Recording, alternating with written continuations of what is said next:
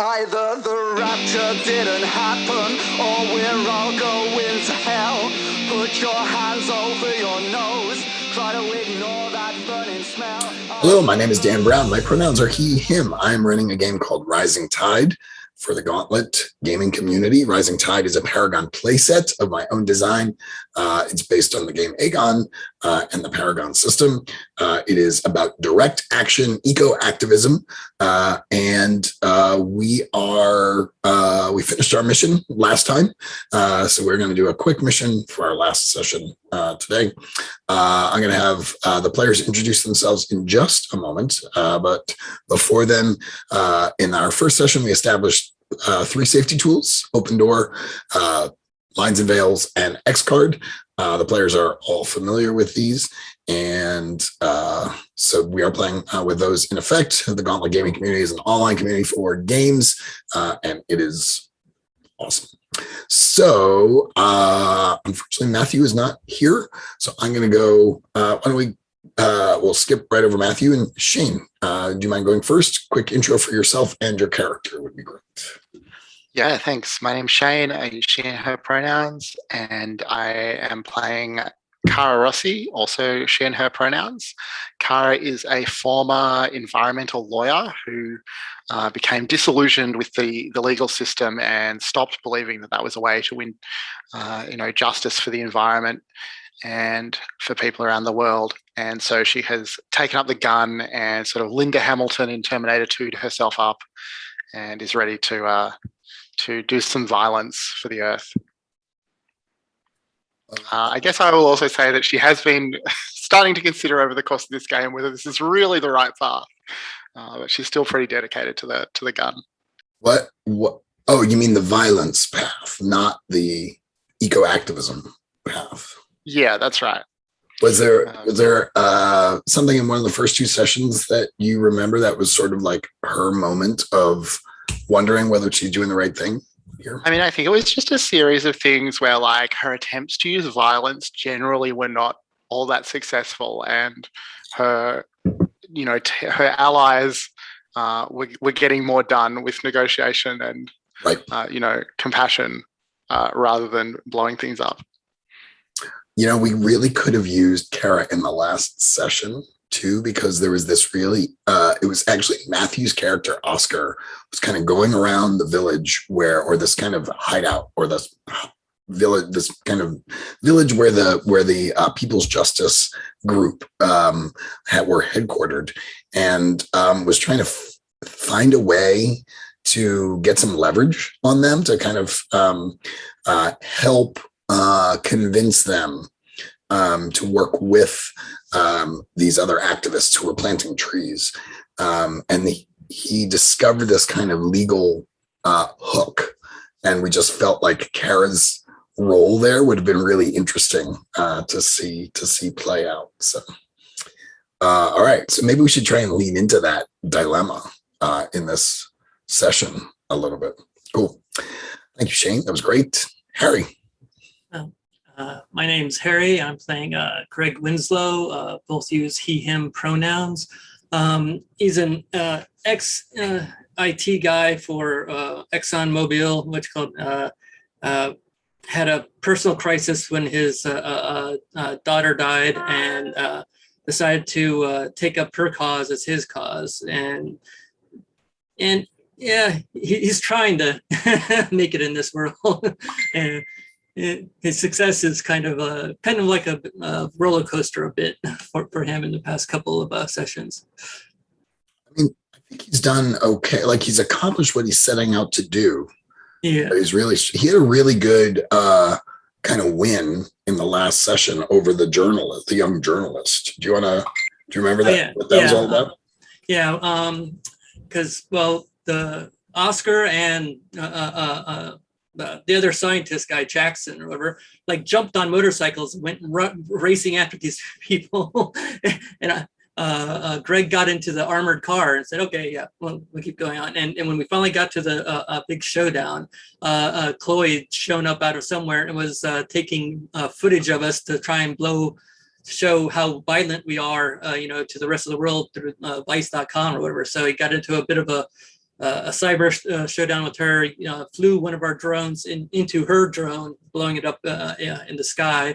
And he managed to stop her footage from being put on the internet. But then near the end of the thing, we kind of turned it into giving Chloe a new avenue, a new thing to support that, that we might be able to join forces and do something better together. Something like that.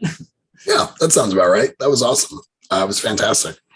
So after all of that kind of, I guess if Harry and I could try and maybe summarize for Shane where things landed,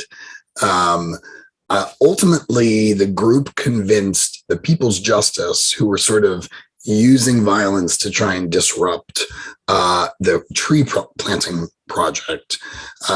They convinced them to support the tree planting project, but that the crew of the Morgan would connect them with contacts throughout Africa and throughout other countries so that they were not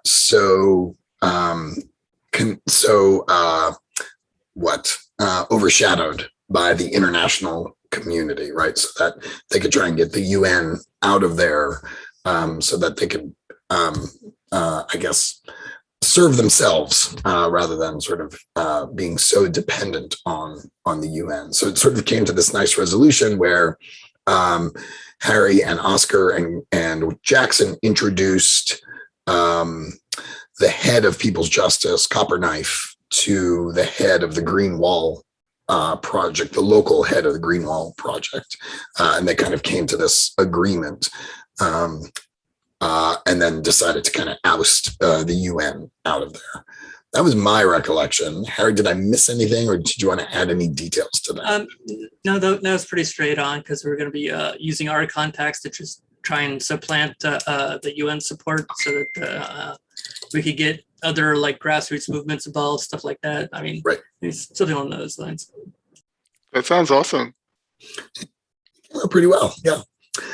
So the other thing we did, Shane, was we did the downtime stuff. And why don't we do that with Kara? So that entails, I'm just going to work my way down. That entails under strengths, resetting to 3. So you can keep the one that you have under luck, but you can add 3 more checks to your background, talent, and training. There you go. And we decided that momentum does not carry between missions.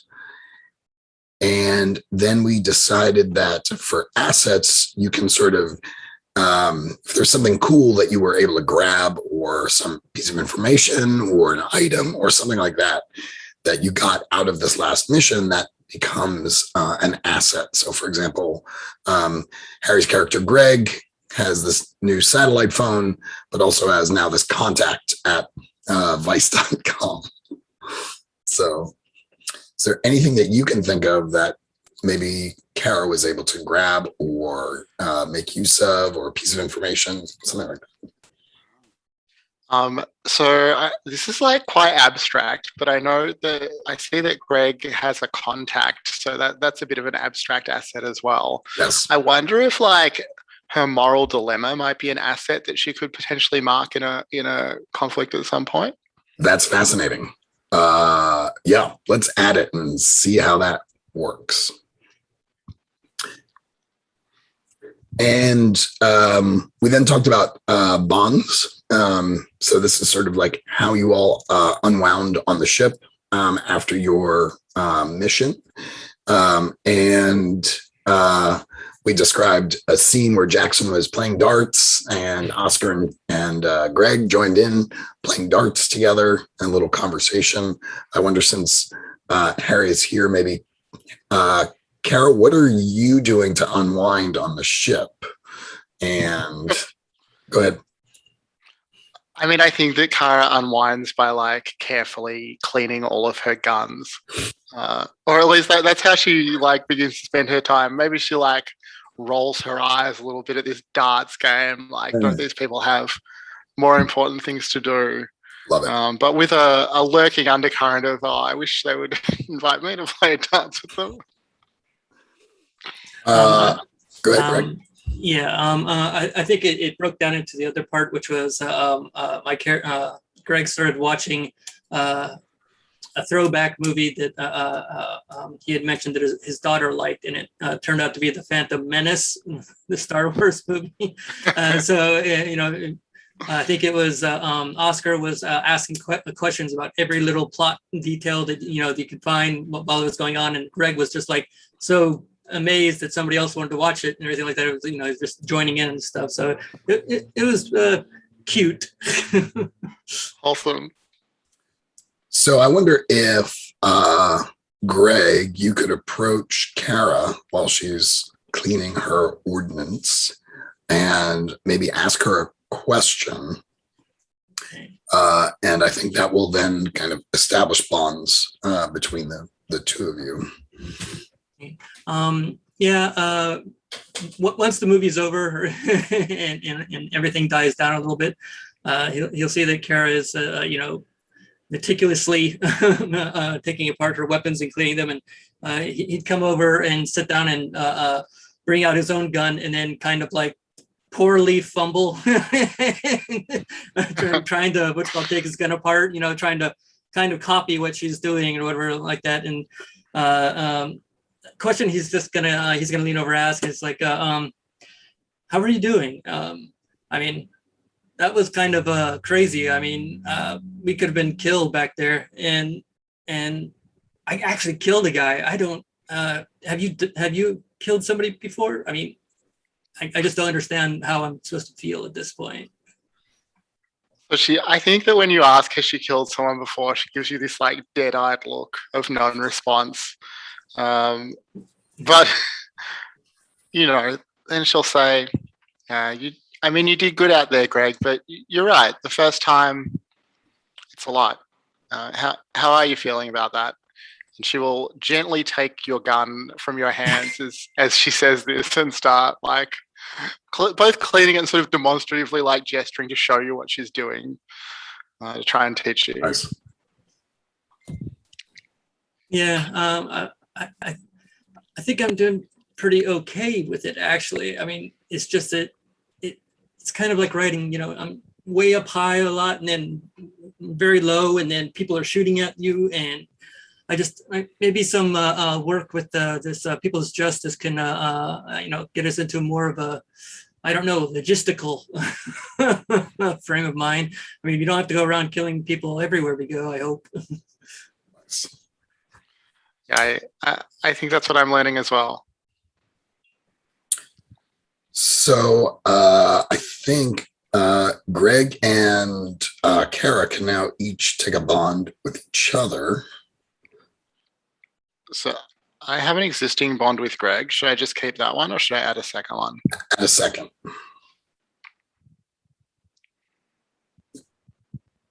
There we go. And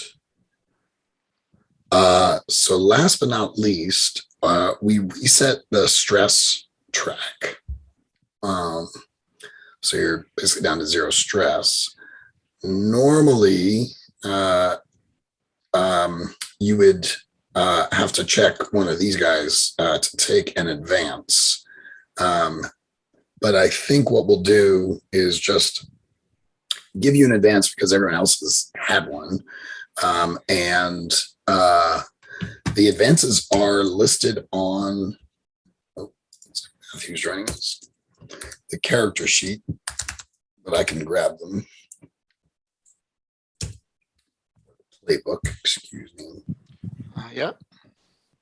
I can say it. You got him. Hello, can I be heard? Hello, Matthew. How are you? Hi, sorry, you know how things are. They're all fine and dandy until 5 minutes or 2 minutes before you're ready to go, and then suddenly things are a disaster. They're not. No worries. We are just bringing Shane up to speed and have gone through the downtime stuff with her, so that Kara is now getting up to tip-top shape, and Shane was just about to pick an advance for Kara. Yeah. So I think I'm going to advance my politics and communication from a D6 to a D8. Fantastic. That's great. Wish more people could advance their politics. Heyo. All right. There we go. And then the other thing we did, and we should do this just to do this because it's interesting, is so the last kind of set of rows on the character keeper are ideologies. And this is sort of parallel to the great virtues mechanic in Aegon. Basically, we go around the table and each person says which of these ideologies they thought you, Kara, embodied during the mission. Over the course of a longer campaign, you would presumably fill in more of these. And essentially, when you retire, that is, when you fill up your dedication track, you then sort of can tell your closing story by how many of these you've filled in. So I wonder if Harry, or I guess in the form of Greg, which of these ideologies would you say Kara embodied? Well, I think I'm gonna have to pick the easy one, because even if she didn't do that great in every scene with the violence, she does bring the militancy aspect to our group. I mean, it just fits perfect. I mean, to relax, she had to clean her guns, so Yeah. that feels right on. Shane, is that okay with you? And Matthew, I know we're dropping you here in the middle of this, but do you have which of these ideologies would you suggest for Kara? Man, that was so many sessions ago since I last saw Kara, but let's see. I think I mean, you could say the same one, right, if you want. So I want to. it is true. It is true. It has been impressed upon all of us that, when it comes to taking action, going aggro really is like how Kara defines herself. And yeah, let's put another point in militancy. Why not? Yeah. So a 2-pointer. So something Shane pointed out at the beginning of the session, and I hope we can all help Kara lean into this, is that Kara is now feeling conflicted about whether violence is always the answer. Shane, did I get that right? All right. So maybe we can explore that a little bit. Well, we'll see. I think we'll have to talk her out of it at the point when she has her role. Men don't know how to create; they only know how to destroy a rant. Oh, that old story. Yeah, that old rant. So I couldn't help. Linda Hamilton was right there looking at me. So we've done downtime. I think there's another mission brewing. My intent is to maybe get through 2 or 3 contests in this session, just see how far we get. And then if it's okay with you, I'd love to spend a little bit of time getting your feedback on the playset itself, right? We're in development here, so I'd love to get some thoughts from you all on the playset. I had talked to the group last time about doing the mission that's called Nowhere to Hide on Scorched Borders, which deals with climate refugees. It sort of lifted a little bit from Ministry of the Future, this new book, climate fiction book by Kim Stanley Robinson. But I realized over the course of the week, I realized that you all haven't done anything while you're on your boat. And I wondered if you would rather do a mission at sea. So you could be on the Morrigan, and maybe we can kind of make use of our fantastic captain, Logan Walsh Buchanan, played by the amazing, I don't remember what this guy's name is. So I guess, Shane, do you have any preferences? You want to do the climate refugees, which would be kind of on land, or do you want to do something on the boat? I like both these ideas. I probably lean a little bit more towards something on the boat, but I'm happy either way. And Harry, what do you think? Yeah, I think the boat might be interesting. The sea kills a lot of people. It's true. I wonder if this will give Kara as much opportunity to explore her dilemma or not, but I'm confident we can find a way. Matthew, do you have a preference? No, I think I'm very, very curious about, oceanic adventure. So let's go. Let's go. Let's do it. Let's head out.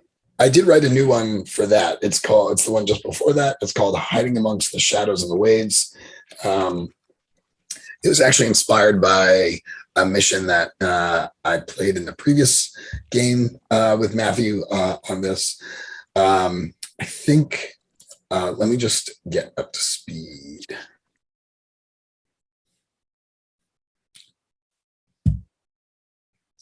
Let's do this. All right, so I'm just going to read out loud the premise for this mission, then we can talk about it. There's an American fossil fuel company called Atlantico, and they continue to operate shadow oil rigs they conceal from international regulatory bodies, avoiding carbon tax and carbon offset investments. One such rig is in the Caribbean, serves as the base of operations for Basil Hawthorne, Atlantico's president of strategic initiatives and overseer of this shadow network. So Basil is not the head of Atlantico, but he's pretty high up and is kind of their the head of the Black Ops or the shadow network of oil rigs. So you all are looking for a specific oil rig where his base of operations is somewhere in the Caribbean. So you need to pinpoint the location of the rig, which they call the Betsy Ross, with you have very limited information to start with. So let me start with Kara. Who do you know who might be able to help you find the oil rig? I think I know some arms dealers who have a traveling arms dealership on the sea. They might have equipped some of the guards there or something like that at the rig, or at least have come across it. They travel around a lot, distributing weapons and explosives and things like that. That's fantastic. So maybe they give you kind of a general location of where the rig is. And let me ask Greg, maybe in your time at ExxonMobil, you've been to this rig before, something similar to it or adjacent to it. What do you remember about this rig? What's kind of distinctive or special about it? Let's think here. Yeah, maybe he did some IT work for when the rig used to be an above board rig. It used to be owned by ExxonMobil, and I visited it for 3 to 4 days to try and set up the networks out there, and then never thought about it again really until this pops up and gets on our radar. So I don't know if he'll be shaky about going back to an oil rig. So he doesn't have good memories of being at the place. You're cut off from everybody else, and it's not a good place to be by yourself, especially an IT guy. Is there some bit of intelligence he can share with the rest of the group about it? Is there some weakness? Is there some some backdoor into the IT or to the infrastructure? I'll definitely say that.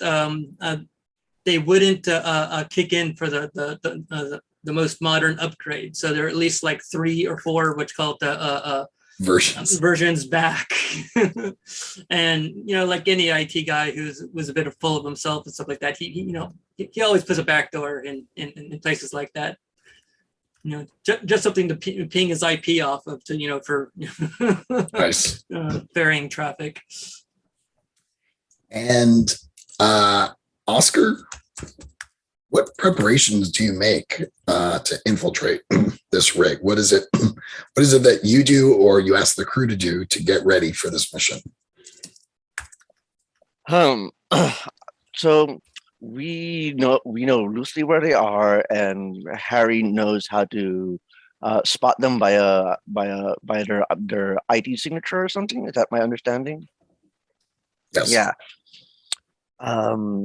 I think what Oscar would help out with is maybe. So this is in the Caribbean, right? Yes. Right. So maybe Oscar knows which routes are well plotted or which ones are not. Sort of like, I keep forgetting that I don't have a camera, so I can't use hand gestures. We will picture them. Okay. Yeah. So he's able to navigate the areas and intercept them. So sort of like give the captain like, okay, these are the best ports. These are the best routes to intercept a vessel if it wanted to go into hiding, that kind of thing. So you're kind of like reviewing what you know about the area, the general area. Yeah. The geography of the Caribbean. Geography or oceanography. I don't know what the Oh word, yeah, that's probably the right word. The graphy words. Yeah. I always spell Caribbean incorrectly when I'm typing. Me too. Right. I check it every time, and I'm always spelling it wrong. There are far more B's and far fewer R's in it than I know, right? Yes. It doesn't sound like a double B. No, doesn't sound like a double B. Kara, how do you need to get in touch with these arm dealers? Like, what is it that you need to do in order to be in touch with them so they can maybe provide some information to you? I think that I have an ex who's like a pirate who is the like direct contact. So I'm gonna have to go talk to the ex. Oh my gosh. And or like, maybe I've already spoken to the ex and arranged to go meet them on their ship because the arms dealers are going to be there. They're like picking up some supplies. So we're all going to converge on the pirate ship. In fact, they asked you to meet at a port in the Dominican Republic. And when they do, they tell you that the rig recruits workers from the port, and that if the best way to get on the rig is to kind of pose as workers so that you get recruited. I'm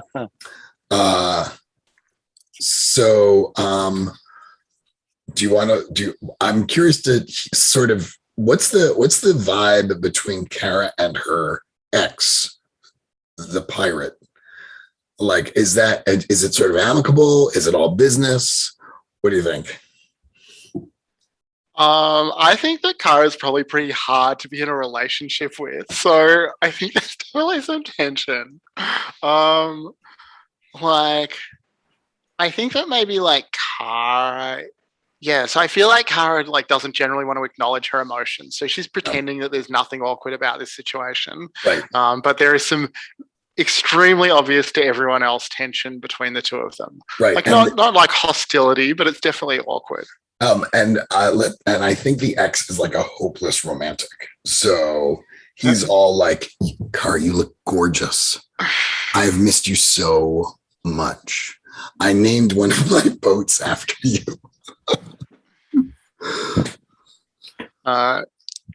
Yeah, and I think she's just like, yes, and I sometimes call my gun John as well. That's very kind.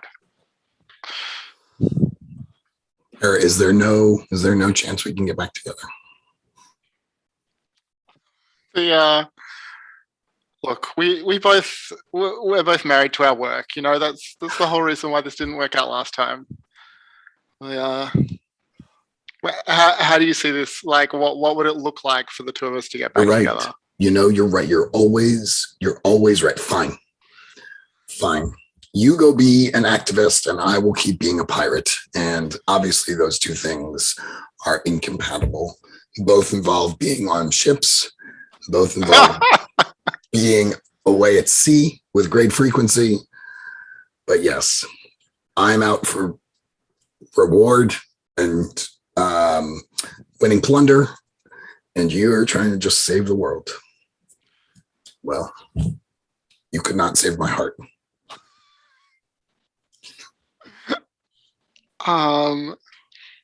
Kara's like looking at her feet. She's like looking around anxiously, wondering if Greg or Oscar are gonna like step up and save her. He says, look, if you want to get onto that oil rig, I suggest getting in line with those workers. The ship usually comes in about an hour to go to recruit some workers for the oil rig. Okay, Greg is going to come up and just put his hand out and shake the pirate's hand kind of voraciously. It's like, thank you. You're doing a great service to everything. Kara's told me almost nothing about you, but it's awesome. Thank you. And then he kind of like walks right in between them to just break up the. Nice. Greg. So Greg. How do y'all feel about joining these workers, or do you want to kind of still approach on your own ship by night or something like that? What do you think? I mean, if this is the easy way to get on, I'm all for it. Yeah, sure. When Oscar gets on board, like, you know, he tries to no, he just goes on as you know, it doesn't really alter his behavior or anything like that. But we all know that when he's going to pretend to be a worker later, you know, that ruse may be a little less convincing than than for others. Yes. Yeah, I think you were all a little you don't necessarily blend in with the local population. So what do you all do? How do you go about kind of preparing this? What supplies and things do you get, say, from the Morgan to prepare you for this approach? Sorry, let me put Oscar on the spot first. Yeah. Let's see. What to get prepared? I mean, usual gear, but I think, no, you know what? I think he gets the usual gear, I think, sort of like looking to Greg and Kara as a reference for that. So I don't really think that's the most important thing that Oscar does, even though he should ideally be prepared within reason. But he makes sure to practice rhythmic breathing and meditations before the op, since, you know, he's still worried he could, you know, at any moment. He's sick. Yeah, he's kind of sick. Yeah. Yeah. I wonder if you also have a good idea of, since you were formerly a fossil fuel engineer, right? Yeah. That maybe you've got a good idea of kind of what this rig might be looking for in terms of workers, you know? Yeah. Oh, yeah. I feel like Oscar has had enough experience dealing with, you know, specifically, like, you know, workers involved in hazardous environments, that he just has to think about a foreman he once worked with or whatever. Oh, nice. And just, yeah, right. And just for like, try to impersonate him. Channel that. Yeah. Yeah. Channel that impression. I did air quotes. No one can see that. That's great. Kara, are you doing anything in particular to prep for this? I mean, she's thinking about how much of her arsenal she can, plausibly fit into a backpack or whatever it is that she can take onto the rig. That's probably her main preparation. Love it. And Greg, anything in particular you want to do? I think Greg's going to be dressed kind of like what he is, a person from Florida. So as a tourist, he's going to have a loud Hawaiian shirt on, with shorts with wearing white socks, crew socks that come up to on the ankle. Yes. He's gonna have the zinc oxide that you put on like your forehead, nose, and cheek or whatever. And he's gonna have his little laptop bag all cinched up and writing high on him. And if he gets asked, what can you do or like that, he's just gonna be like, have laptop, office travels. I'm an IT guy. When was the last time you guys had an update? Right. Nice. So you're like, you stand out like a sore thumb. So make myself stand out. Kind of lean completely into it. All right. I love it. So let's do a roll. Why not? So I'm going to set the difficulty as you all recall, I will set the difficulty, and then each of you will assemble a dice pool, and you'll add up your two highest rolling dice to the two highest results to try and beat that difficulty. One of the things I ask before we do that is if any of you want to activate any of your complications.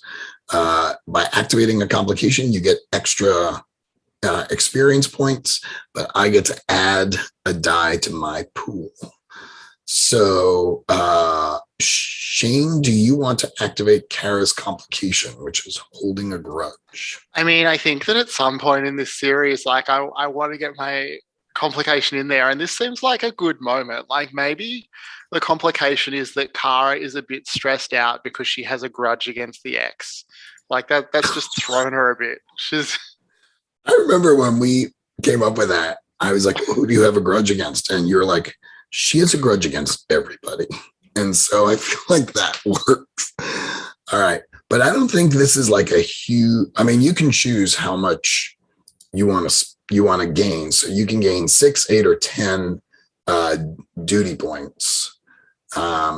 Yeah, let's just go with 6. Like, it doesn't seem like it's a huge problem. Okay, so that gives me a D8.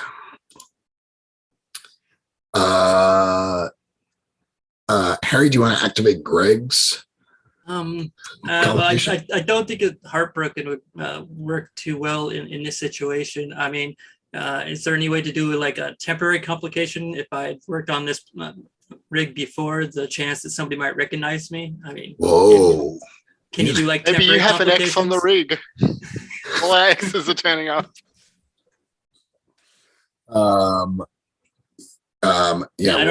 We'll call that's an interesting idea. You're saying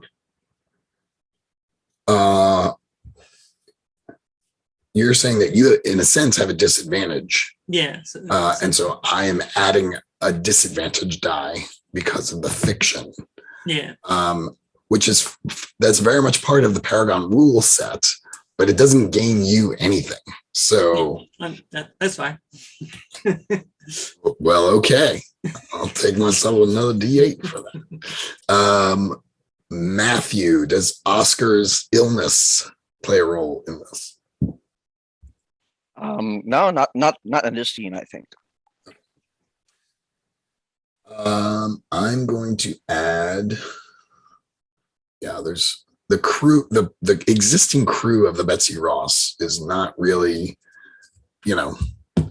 humanity's finest. So, oh my gosh, but I rolled pretty well. So one of my dice shows a 7. I add 5 to that. That means the difficulty to beat is a 12. So we'll go It's down the road. not the worst difficulty you've rolled against us. That is true. But Fingers crossed. right. So I'm sort of picturing like this crew steps off a boat, sort of almost a yacht. And they're kind of going through all the workers and they're saying, they're like, they're kind of calling out in Spanish and in French and maybe in English occasionally, like, we need people to work for the day on the rig. Who wants to come? Who wants to come? They're kind of sorting through folks. They're kind of looking people up and down, and they arrive. So, are you all three clustering together? Are you spreading out? Where are you in all of this? Oscar, what do you think? Where are you? I mean, how does that work? Are they like lined? Are we lined up like pick me, or like? I have no idea what a recruitment looks like. Yeah, I'm making this up as I go along. I feel like it's kind of a little chaotic, where there's maybe 4 or 5 dozen folks there, all wanting to get a job, but the crew of the Betsy Ross is picking and choosing based on kind of physique and stuff like that. People may be arguing their case, but they're sort of like, they're looking for a specific type, I guess. Does that sound okay? Yeah, I have. That was good. I have an idea now, which is that what Oscar does is he positions himself as someone who, has, I won't say authority, but someone who has a special task to fulfill in if he were to be recruited, which is he sort of like elbows his way ahead of the pack. He's wearing worn denim rather than his usual suit to pass, and says, look here, I am the, I was the poor man at so and so this company or whatever, blah blah blah, and says that he can get the men to, help the men like be more efficient and deliver things on time, that kind of thing, like just sort of like saying like, if you bring me, you're not just getting labor, you're getting someone who can make things efficient. Okay, great, love it. And Shane, how is Kara positioning herself here? Like, I think she just shrugs off her jacket and lets them see her guns. Yeah. Maybe also like rolls her eyes a little bit at Oscar, like trying to befriend some of the other like workers, especially if anyone looks like they might have been out to the rig before. She might try and like strike up a conversation, like get a load of this guy. Who does he think he's impressing with that? Right. That's awesome. Yeah, I think you and Greg are probably among the only white people here, but they're clearly impressed with your build. So we'll see how that works. And Greg, you are sticking out. Is there anything else in particular you're doing when the crew of the Betsy Ross shows up? Yeah, I'm. If there's any kind of line or any kind of organization like that, I'm like stepped off to the left or whatever, and just walk up to where the guy's talking to each applicant, and he just sits there and watches for a while, and then just starts musing to himself of the, hey, tell me, is your guy's network password still Periwinkle? Because I think if it is, you might want to get that checked out. Nice. All right. So working the inside knowledge. All right. That was great. So now we'll do some rolls. This is I'm going to call this a politics and communication domain. So you will be using that domain die. You are attempting some subterfuge.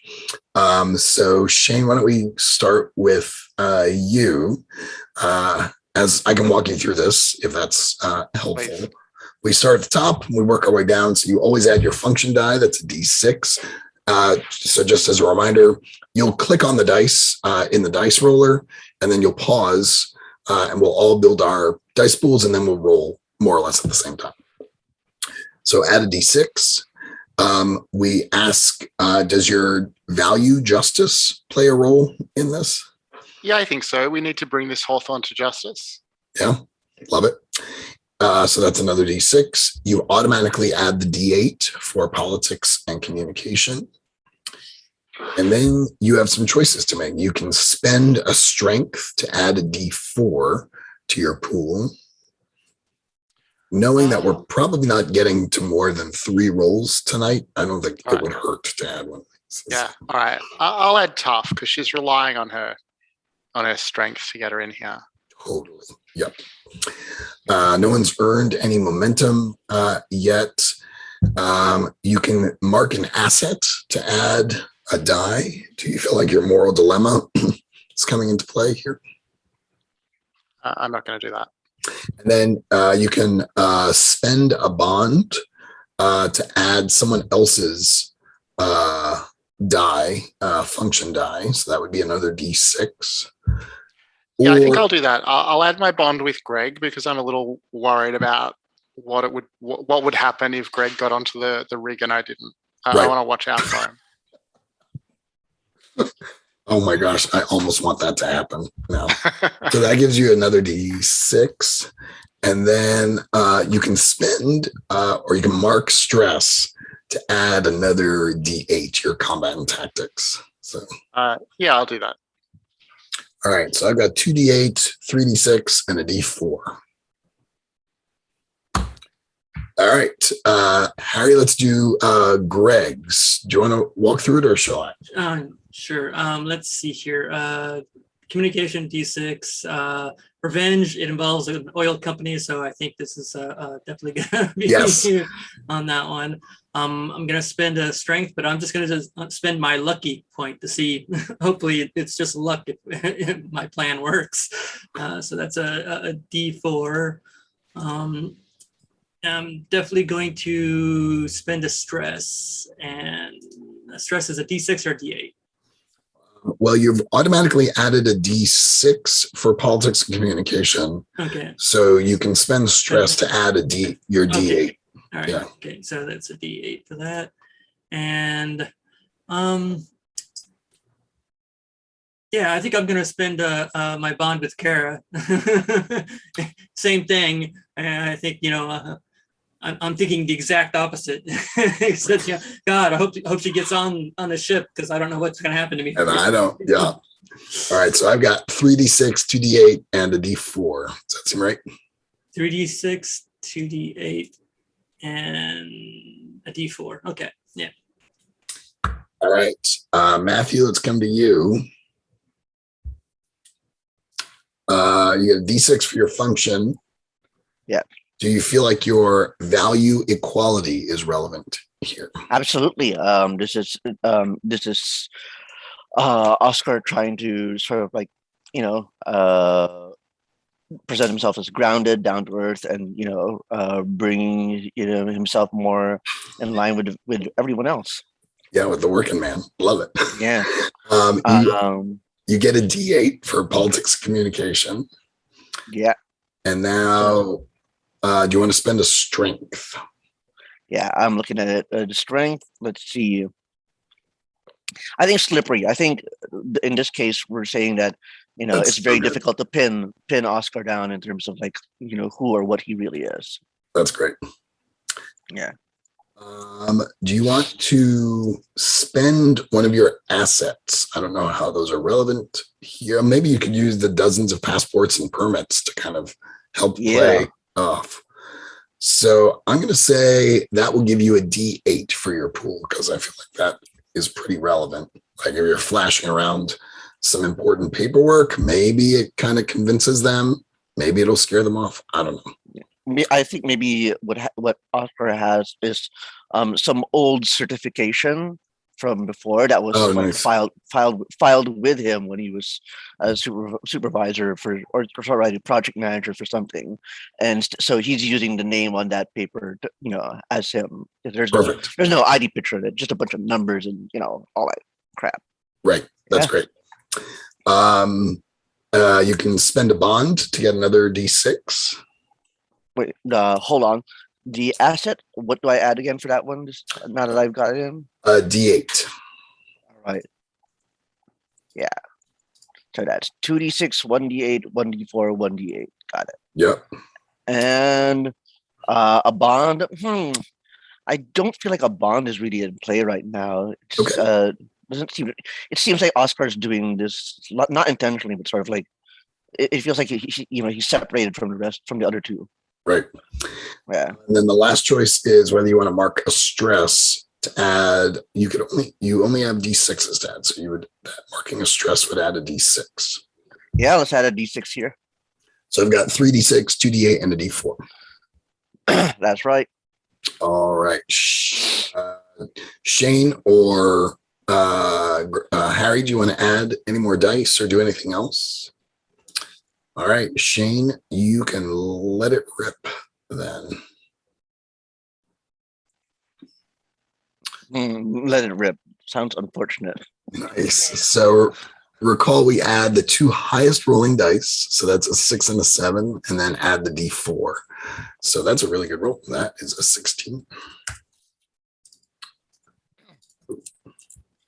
Whoa. Again, Kara finds that violence is not her actual strong suit as much as she might want. Yeah, that's really cool. I mean, if it weren't for the violence, she wouldn't have the guns. And if she wouldn't have the guns, then she wouldn't have gotten on the ship. But yeah. Greg, why don't you roll? Alrighty. Or Harry, why don't you roll for Greg? That's going to be 14. I don't know. I see an 8 and a 5 is 13. Oh, 15. Okay. Plus, yeah, so 15. Yeah. So, go. All right. And Matthew, you want to roll for Oscar? Go. And this is a 6 and a 4 and a 4, I believe. That's a 14. 6 and a 4 and a 2. 12. Oof. Just hit on the dot. You just squeaked it out. So you are all successful in getting on the ship or getting recruited. So recall the way we do this is we start with the lowest roll and we work our way up. So Shane will be the last one to narrate. So Oscar, tell us a little bit about how this plays out for you. I think what happens is when Oscar tries to, stage his ruse is there's a sense that the guy who is like reviewing everything is sort of. Did we lose you, Matthew? Matthew.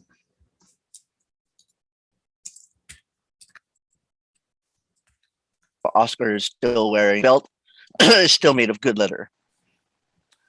Matthew, sadly, we missed about half of what you said. Oh no! What happened? Oh, anyway, a cat knocked over the microphone or something, or the cat knocked over the internet and then picked it back up and put it back on the table. It's like no one saw that. No, but seriously, Oscar, like the guy who's reviewing everything before like waving Oscar by, is sort of convinced, but then he sees that Oscar is like sort of wearing a nice watch. He's got his belt is made of good leather, but he still has the denim that has been worn from their many misadventures together, right, to sort of complete ensemble. But those two things are distracting. And before the guy can even make a sort of a like a lip biting decision about what he's gonna do, he gets distracted by another guy like who's like yelling, saying, "Hey, we need tell him we need a translator who speaks Bashi or whatever." Yeah, he looks back and he just like, all doubt is now gone from that distraction, and just goes like waves, Oscar over. Yeah. I imagine Greg's like, "Bashi, I speak Bashi." Yeah. Yeah. Nice. Greg, you want to tell us about, or Harry, do you want to tell us about Greg getting on the ship? Yeah, I think he's just probably getting on the nerves of the guy as he's just what's called rambling, nice, telling him his qualifications. But I think the thing that catches his ear at the final second is, oh yeah, and I also brought like 20 terabytes of how shall we say pirated movies. Nice. And are they all just the prequel trilogy? Yeah. No, it's all Star Wars. Just imagine how many years are we in the future? So like 3 or 4 more. Awesome. I've got all 6 seasons of the Clone Wars, and I've got Ewoks and the Pièce de Resistance, the the Christmas holiday special. Yeah, People not haven't seen that in a decade. All right. And Kara, what does this look like for you? I mean, there's just never any doubt that Kara's getting on that rig. Like, she just walks right on. They've seen how big her arms are. It's all good. You're all kind of packed into this kind of yacht like thing. I think they're watching you carefully, right? You still stand out. You're still distinct. You were convincing enough, and they kind of put you onto this boat, and it leaves the port, and it's a long trip. It's like maybe an hour and a half to get out to the rig itself. In the meantime, I think you've maybe radioed back to or tried to surreptitiously kind of contact the Morrigan just to kind of let them know where you are at. I think what we'll do is we'll take our break, and when we come back, we'll narrate a scene or two aboard the rig itself. Before we do that, though, let me just make sure everyone has what they need. In terms of everyone gets 12 duty. So if you've not added 12 duty for that last roll. And Kara, since you rolled highest, you get to mark momentum. So you mark the D6 momentum that you can spend at any time. All right, friends, I got 2 past the hour. So why don't we come back in 10? So I'll see you in 12 past the hour. All right. Oh, wow. Superpowers. All the way across the world. All right, friends. I was sort of imagining that maybe you all tried to kind of surreptitiously talk to each other while you were on the yacht heading towards the rig, and maybe try and make a plan. I wonder if you might kind of play out that conversation a bit. How did you, Kara, how did you get the group together, and what did you all plan? I think in the process of, sorry, if anyone minds me speaking first. I think in the process of making our plans, we already know from the layout of the vessel and also from like the work schedules that, oh my God, I almost tried to pronounce schedule in a British way, and I know I would have done that very badly. That we know already ahead of time where we can all sort of like meet up, like under the ruse of a cigarette break or something like that. And I think that's how we get together. And also, number one, surreptitiously. Now that's a word that sounds like it's a double R's. Yeah, I won't even write that word down. So it's too scary. Well, so you sort of under the ruse of like taking a little break, you kind of just end up sort of hanging out. I think I'd asked Kara, what sort of plan do you pitch to the others for what to do when you get to the rig? Well, I'm not sure. I mean, how much? I guess I'll ask Greg. Like, how much have you been able to work out about, the layout, I think I'd have the the basic blueprints from my past job, but the way I'm looking at it is while we're in line and getting to know each other and the other employees that they just hired or whatever, I'm going to be the annoying tourist, and I'm going to be handing out thumb drives left and right. Like, here you go, man. Take this with you. There's something really special on it for you, man. Check it out. And he distributes probably 10 or 11 thumb drives, so that if any one of them gets plugged into the system or whatever at some point, it'll give me admin. All right. Kara, anything you want to do? Go ahead. yeah, I mean, is the plan almost then just to wait for Greg to like get access, and then we can figure this out? I mean, I guess I'm gonna try and like, like in terms of figuring out what exactly is going on and what we need. I'm gonna try and befriend some of the other workers and Okay. see if they've been around before, see what they can tell us. Okay. Yeah, I think they give you a sense that you know, that they try and not hire the same people too frequently all in a row. So the last time they were on the rig was maybe 2 or 3 months ago. And, so they've sort of had this kind of constant stream. They noticed that the one of them even admits that maybe the rig has even moved once since they were there. And that the other thing that they know is they don't really want to undermine the rig because it's employment for them, right? It's a source of income. So they are not entirely like, if you are sort of letting on that you're trying to undermine the rig, they are not going to be they're not going to be very friendly, because this is a source of income for them. Yeah, I guess I just realized that I'm trying to figure out whether or not, like, how guilty I would feel if I blew these people up, if that was to be the outcome of this situation. Right. So yeah, I'm gonna try and get a sense of like, yeah, like, are they just working people who need to make some money? Are they supportive of what's happening here? That sort of thing. I mean, on the other hand, they live in the Dominican Republic and are probably a little bit worried about the ocean water rising. So yeah, I don't know. I would imagine that maybe they feel a little bit conflicted, like need to put food on the table, but if they had an alternative, they would probably go for it. Okay.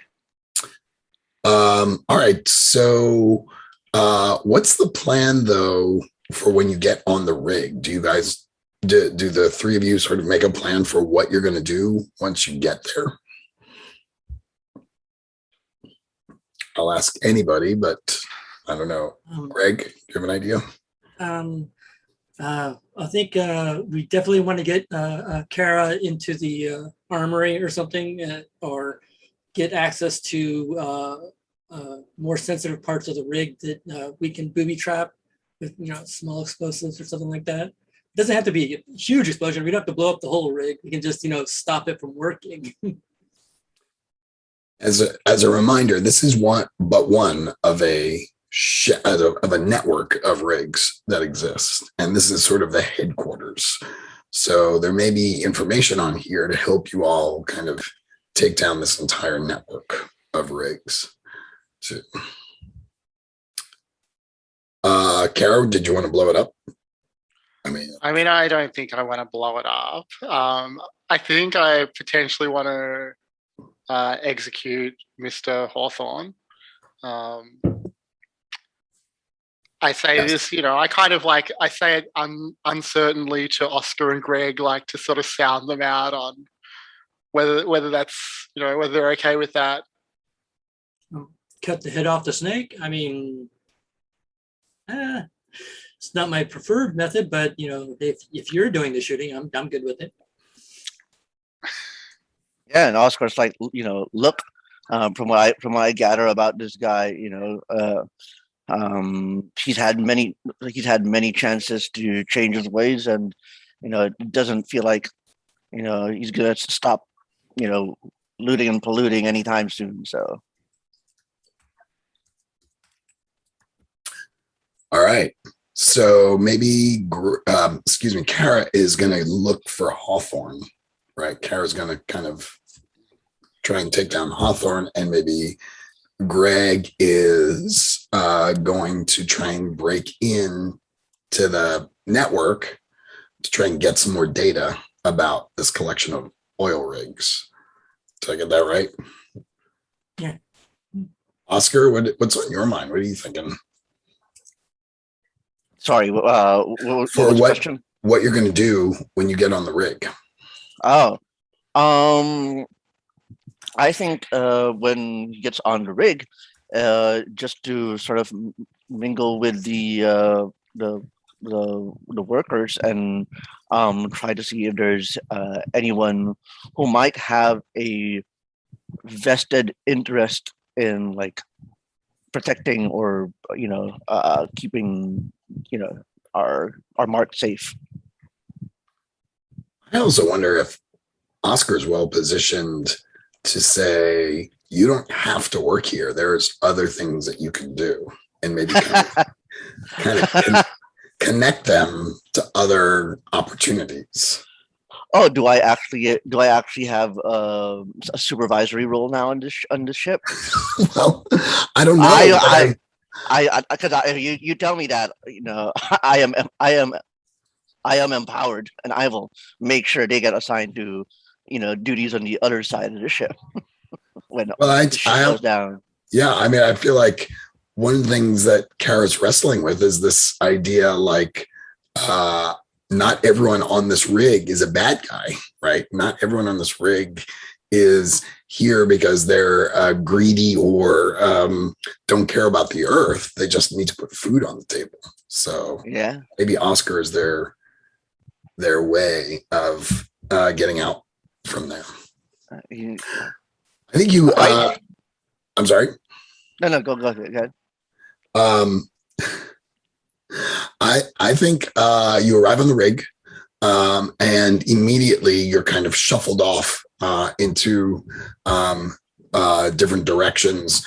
I mean, they take one look at Kara and they kind of send her off into a place where there's going to be heavy lifting involved. Obviously, Oscar, they realize you're sort of in a supervisory role, so maybe they send you up to the deck, and they really don't know what to do with you, yes, Greg. So they just sort of like ignore you a little bit. They're like, there's a cafeteria. Excellent. You can go. So yeah. I think I'm trying to think how to kind of escalate things here. Well, I guess you're Kara, you need to you want to infiltrate this rig, right? So Kara, you want to find where Hawthorne is. Greg, you want to break in to the network, and Oscar, you want to try and start a workers' revolt, I think. So let's sort of make the contest about you're infiltrating the rig. So why don't we talk about what that looks like for each of you? So Greg, do you mind, or Harry, do you mind going first for Greg? What is sure. What is it that you do to kind of try and break into the network here? Basically, as we're get on the rig, and as time passes, we're kind of casing the place, getting shown to our bunks and stuff like that, because we're new workers, and he just opens his laptop, and I'm foreseeing at least one person's going to put a thumb drive in, which will get me into the network, but not into the hyper secure part. But it's a foothold for him to start working, and he can actually help Kara by giving her access to the more quote unquote VIP part of the oil rig, so she can get to Basel as it is. So I think it's something along those lines. Okay. Is there one place in particular that you've sought out? Are you just hanging out in your bunk? I'm gonna be sitting in the mess hall. Okay. Yeah, I'll take a corner of the mess hall, and I'm just tapping away. And if anybody comes over near me or stuff like that, I'm just like, oh yeah, watch this. Look at these spreadsheets that I can, make pop up on the screen. Right. I can show you how the efficiency of this oil rig can be turned up to 120%. Love stuff like that, and he just hits that boss button. Right. That sounds great. Matthew, what is Oscar doing? How is Oscar trying to infiltrate the rig? Um, like you said, we're trying to start a revolt. So I think what he does is he starts going to every. Here's the thing. Even though Oscar has been positioned in a supervisory role, he's not as tight with everyone on the crew as some of the people who are lifers on this boat, so to speak. So what he does is he just sort of like sits there with the other officers or foremen on deck, and is just kind of like he's always interrupting these officers and foremen by suggesting, quote unquote, that oh, this would be better if we could do this and better if we could do that. And along the way, while being both a nuisance and helpful, he's sort of like whispering to these people, like, are you happy with your life? Like, are you like, like all these years, like, it's that annoying guy who like has his elbow on the cubicle and pretends he's a company man, but really all he's doing is sowing discord among the people. Yeah, I like it. That's pretty much what Oscar's doing. Yeah, maybe even introducing a little climate change propaganda into those conversations. It's not propaganda if it's the truth. It's the truth. That's fair. Viva la revolución. And Kara, what are you doing to try and infiltrate? So having gotten onto the rig by like showing off her muscles, as soon as she gets inside, she finds a quiet corner out of the way, and she quickly changes into a very nice suit. And she's going to make her way through the rig. Anyone who asks, she is senior counsel for Atlantico. She's here to talk to Mr. Hawthorne, and just march through. She like used to be a high-powered lawyer. She knows the body language, like the way to talk to people. That's what she's doing. That's so good.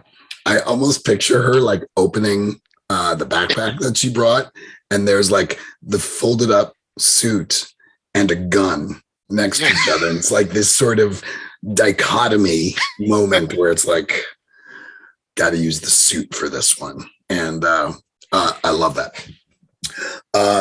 What is her power color? Like, what color suit is it? I like just very traditional, like dark navy suit, I think. Yeah, totally. I might have, having been living in Washington, D.C. for these 25 years, might have seen one or two people dressed like that. So, yes, that's fantastic. All right. So I'm going to roll for difficulty. Do you want to activate any of your complications? So I'll just go in reverse order now. Shane, do you want to activate your holds grudge complication? Not this time. All right. And Matthew, do you want to activate your illness complication? Oh, no, not this time. And Harry, do you want to activate Greg's complication? No, I think this is going to be a straight challenge. Straight up. All right. Let me think about what dice I want to roll for this. I think the crew, for better or for worse, they take relatively good care of him. And I think, but I do think the IT infrastructure is not really improved since they're using Windows ME, aren't they? They're using Windows ME. Yes. All right. So I rolled. Oh man, I rolled a 7 again. So difficulty is at 12. Holy tar. Yeah. So this is for the infiltration contest. And you've already described what you're doing, so we can just put together dice pools. Shane, why don't you go? Oh, wait, I should tell you, I think this is a support and logistics contest. So that is the main die, the domain die you'll be using. So Shane, do you want to walk through the dice pool? Yeah, sure. So let's see. Oh, how do I clear the old dice roll? Maybe it just does that automatically. Or yeah, I click all the little X's. Okay. Sorry, I'm just doing that. I'll be 1 sec. All right. So ready to go. So you automatically get your function die. That's a D6 for security. We ask, does your value apply here? I mean, I think for the same reason. Like, it's time to bring this guy to justice. Yeah, I think it's great.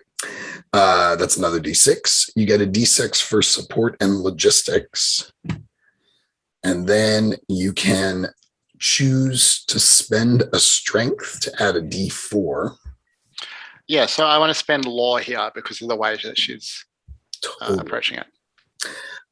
You won a momentum die in your last roll. You can spend that to get a D6 or hold it. And if you win again, you'll bump that up to a D8. So. It's like gambling. I'm gonna try and let it ride. That sounds good. You can mark your moral dilemma if you want to add an asset for that asset. But the other thing we started doing the last session that I forgot to do in our first roll is ask about fictional positioning. Like, is there any fictional positioning that gives you an advantage? And I would argue, for example, your power suit at least gives you a D8 in this roll. All right. So yeah, that is at once out of place and a very powerful sight here on an oil rig. So, do you want to spend your bond with Greg to get a D6? No, I think I'll hold that for now. And do you want to mark a stress to get a D8? Yeah, why not? Yeah, I think given where you're at. All right, so I've got 2D8, 3D6, and a D4. Yeah, that's what I got. All right, cool. Greg, we've got your D6 for communications. Okay, got that. Does your value play into this? Yeah, revenge seems to work pretty well as a value. Yes. Yep. So that's a D8 for that. I'm going to spend strength for an IT guy to represent my computer skills. Okay. Then mark a stress to get a D6 because I'm adding a second pool. Yep. And you get the D8 for support and logistics, right? Yeah. So yeah, I already have the. Oh yeah. Yep. Okay, so that's where that second D8 comes from. All right. So I got 2D6, 2D8, 2D6, and 1D4. And then I guess I would ask, is there any fictional positioning that gives you an advantage? I don't think I have any fictional positioning at this point because I'm actually kind of making a show of myself in the mess hall. So you handed out thumb drives with Trojan horses on them. Okay. Right? Yeah. I mean, that feels pretty good. I feel like it's a little bit risky though. Yeah. So I'm only going to suggest a D6 for that. Okay. Is that all right? Oh yeah, that's good. All right. So I got 3D6, 2D8, and a D4. Perfect. All right. Matthew, your turn. All right. So wait, can I be heard? Am I? Yep, I'm sorry. I can hear you. All right. So function die, value die. I am going to argue that this is initiating, a working class uprising. So yes, equality comes into play. I think politics and communication are what goes on here. With regards to. Sorry, it's a support and logistics. So you have to roll the D6. You can spend a stress to add the politics and communication if you want. So. Sorry, my bad. So 3D6, and then I think let's put a little bit of luck in there. So that's 3D6, 1D4. Let me make sure I type that out correctly. All right, 3D6, 1D4. And then I think with regards to bonds, I'll spend one with Greg saying that, since we're all in this boat together, like we're sort of like coordinating, like, our actions. and yeah, the bond gives me a D6, right? No, Right. a D, yeah. D6. I always forget whether it's a D6 or D4. My bad. Yeah, it's confusing. Um, And then you can and- mark stress to get a D8. Yeah, let's do that. Sweet. In terms of fictional positioning, I don't know that there's anything that gives you an advantage unless you have a thought on that. No. I think most of the advantages and disadvantages of where Oscar is kind of like cancel each other out. Sounds good. All right, Matthew, since you're up, why don't you hit roll? All right. Gritted teeth. That is a it's a 3-2-2-3. So that's 2 3s. Oh, Well, that you got a 4 on the D8 and a 3 That's- on one of the D6s, so that's 7. But you did get a 4 on the D4, but it's still not enough. Yeah. That's an 11. No problem. The workers' uprising is not going to happen. All right. We're going in reverse order. So, Harry, you want to roll for Greg? Ready? Let's see here. And Ooh, 14, I think. Yeah. That's what I 6 see. on 3. all right. Greg squeaks it out. And Kara, Sorry, what was the difficulty again? 12. Here we go. Oh, nice. I'm seeing a 14. Yeah. Nice. All right. So, Oscar, how did this go badly for you? Well, as I proposed in the chat, whatever consequences that emerge from this result in Oscar just kind of coming off as a freaking nuisance. Yep. It I seems think, right. yeah. I'm not sure. Maybe you can help me out, like how that extends. What's the logical outcome of that? I think they I think this is a tough crowd, right? So maybe you end up in the brig.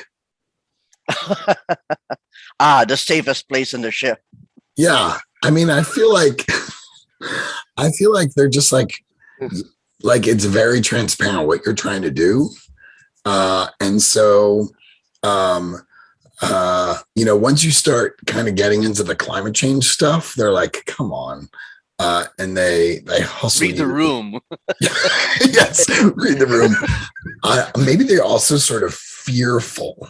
Like maybe that's what it is. Maybe it sort of reads as like that to you. It's like, wait, these folks are too afraid to kind of entertain anything like this. Their livelihood, for their families, and for the fact that they're out in the middle of the fucking ocean. Yeah. So maybe there's no brig so much as like they just kind of like sit you near the exit and entrance, like however you get on and off this thing, because everyone's going to go home at night, right? There's no actual like they don't keep the workers on for long periods of time because I don't know how any of this stuff actually works. So maybe kind of a cold shoulder situation where where whatever posting I have is me being away from them, potentially not anything, right, of critical importance, right? Right. Yeah. So I think that's what happens. Greg, why don't you tell us about your success here? I think, I'd say like half the people I gave the thumb drives out, which called immediately put them in. So it gave me access pretty quick. And I was trying to coordinate communications wise, but I couldn't really reach Oscar too well because he kept riling up the crew. He makes sure that if there's any security countermeasures that Kara might have to run across, if anything, to get in her way, that, something would ding or some door would be opened or like that. Oh, nice. Okay. And then since I have time, I guess I'll download all the data that I can get out of the memory banks here. Love it. Yeah, I feel like you at the very least have gotten a sense of the number and the locations of all the other shadow rigs. Kara, you are also successful. You were looking for Hawthorne. Where did you find him? Well, if it works for Harry, maybe Greg also like inserted me into his schedule, so I like easily breeze by security because I'm expected, and so I just strut right on into his office with my briefcase. And he's like, "Wait a minute, you're not my lawyer." Oh, now I feel like my moral dilemma is happening. Is there anyone else in the room with us? I think since he thought he was meeting with his lawyer, no. Yeah, so I think that, so I won't shoot him yet. I think that I'll sit down and I'll like draw out a notepad, like a legal notepad, and I'll say, no, Mr. Hawthorne, I'm senior counsel for Atlantico. I'm not your lawyer. And like the play I want to make is that like I need some details about the operations of this and the other shadow rigs, in the context of some litigation. And I've been informed that he'll cooperate fully. And so I just start like taking down, like fishing for any information that I wouldn't expect to be included in the digital records that Harry has been able to access. Okay. So, Greg. All right. Yeah, I like that. I think we're not sure how well that works out for you because I think the role was related to getting to him. That makes sense. Yeah. But now that you're there, we're sort of in the final conflict. Since we've got not a lot of time, and I don't want to spend a whole lot of time doing a bunch of roles, I'm going to say we're going to do the denouement here in terms of just do one role instead of the usual 3. And I wonder if part of what's going on is as you are talking to Hawthorne, he gets a call alerting him to what Oscar has been doing on the ship, so on the rig. So there's this sense that there's something fishy going on, and that maybe there's some folks on the rig who shouldn't be there. And another person shows up and flicks on a security camera, and there's an image of a guy in a floral print Hawaiian shirt sitting in the cafeteria on a laptop. And the security guy is like, "Sir, do you know who this person is?" So it's all starting to come crashing down a little bit. I'm going to say that Oscar and Greg, maybe you kind of got wind of this. So Kara's watching it kind of all come crashing down, or all starting to crumble a little bit. The operation was going well enough, but here we are. Greg and Oscar, you've got a sense that it's not going so well. So why don't we talk about what's your sort of final play here to extract yourselves from this to continue the fight, and maybe get the last final blow on this rig. So my suggestion is that we kind of narrate what all that looks like, and then we'll take a quick 5-minute break. We'll come back and we'll put our dice pools together and see how that all plays out. Does that sound okay to you all? All right. Shane, can I start with you? What do you think? I mean, I'm having the same dilemma that Kara is. I'm still not sure if she wants to just shoot this guy and run. Maybe he would be valuable as a hostage. Yeah, I think her. I mean, I definitely see her drawing her gun now. Right. Like telling him to step away from the phone.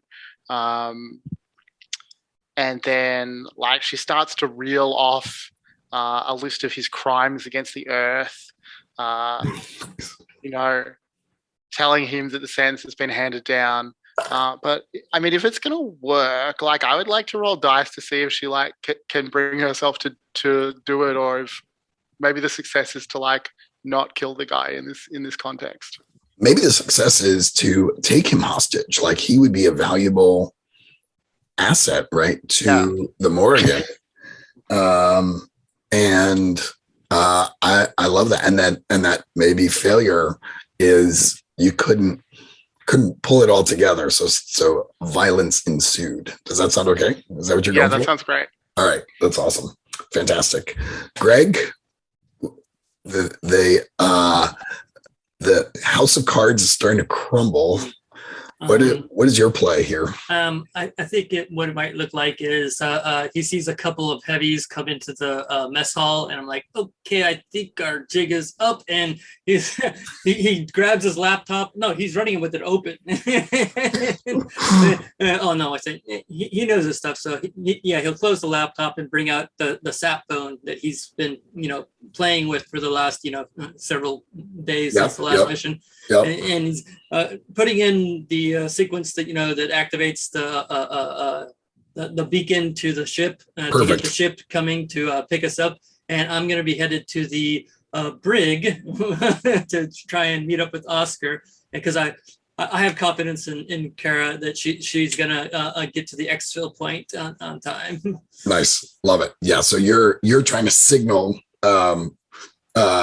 Stay away from all the guards and such, and signal the Morrigan. I love that. Oscar, what's your play here?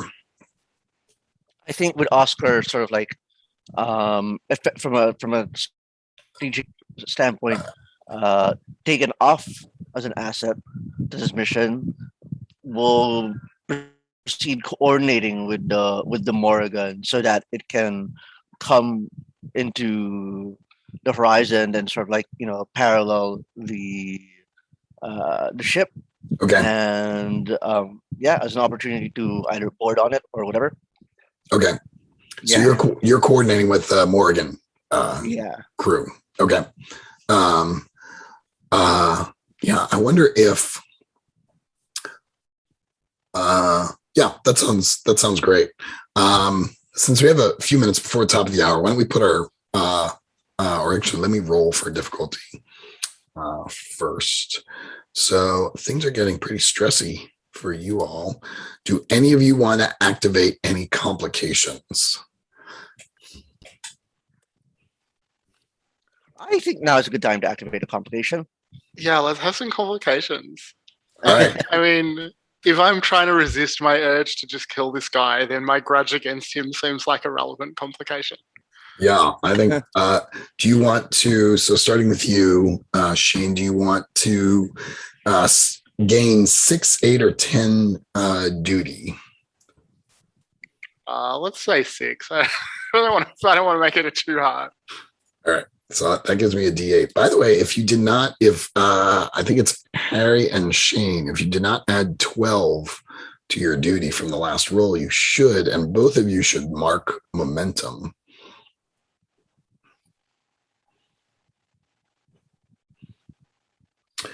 All right. And by the way, Matthew, since Oscar crested 80 duty, you can bump your function die to a D8. I see. All right. And Harry, did you want to activate your complication?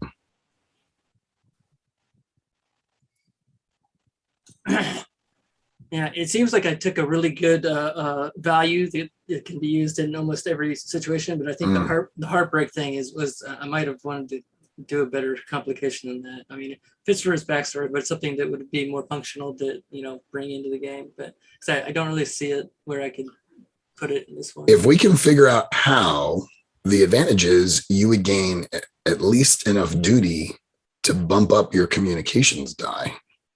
So maybe you're starting to feel like, because things are coming crashing down, you're not really going to be able to avenge the death of your daughter. Yeah. And so the heartbroken thing is like you're not living up to the expectation. All right. Well, one day we'll have a mission where Greg meets his ex-wife. Right. So Greg, do you want to add? I'm sorry, Harry. Do you want to add 6, 8, or 10 duty to your? Let's go with 8. So that gives me a D10, and you get up to 86, which allows you to bump your communications die up to a D8. I just realized something. If we're all invoking complications, doesn't that just make the difficulty cumulatively higher and more difficult for each individual to meet it? Yeah, it's a weird thing, and I've been thinking about that. Yes and no, because I'm just adding dice to a pool. So yes, I'm likely to roll higher, but it's not like the actual difficulty becomes higher. Though I suppose I could do. But you're right. It's like if we were playing a more conventional role-playing game, it would be like your particular role would be more difficult. But what this does is it actually adds potentially a higher difficulty level for everybody. So, but Oscar. Well, put a D10 in there, baby.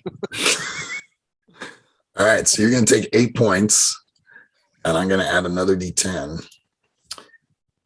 And D10, baby. I don't know why I'm talking like this.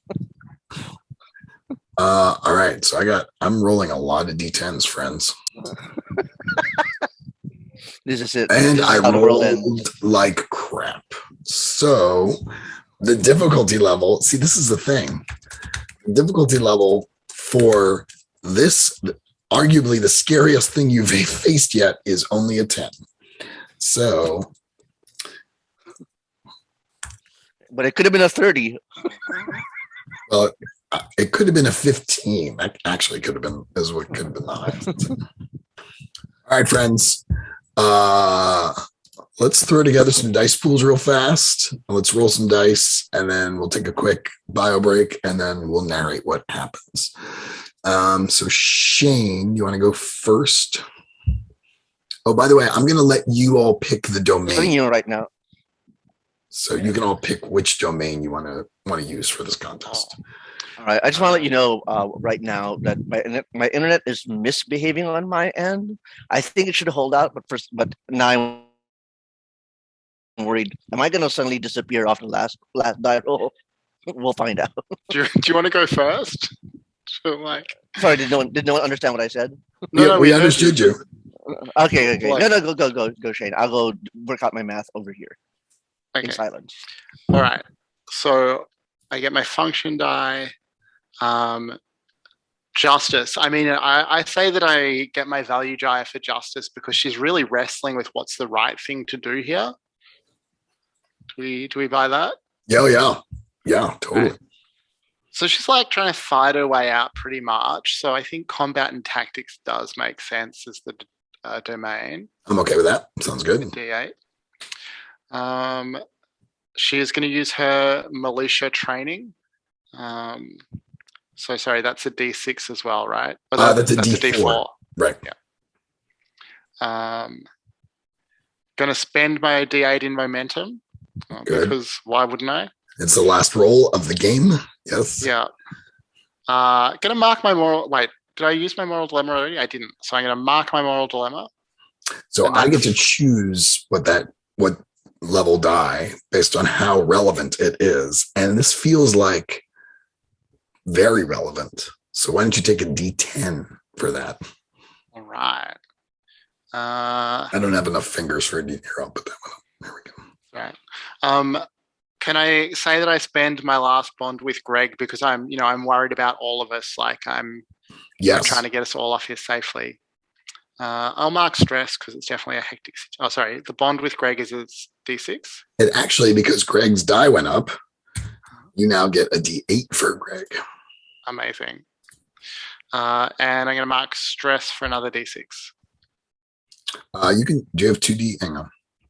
You can take a second D8 for that stress. Okay. All right. This is the biggest and wildest dice pool I've had in this game. It's 4d8, a d10, 2d6, and a d4. That's what I got Excellent. for a difficulty 10.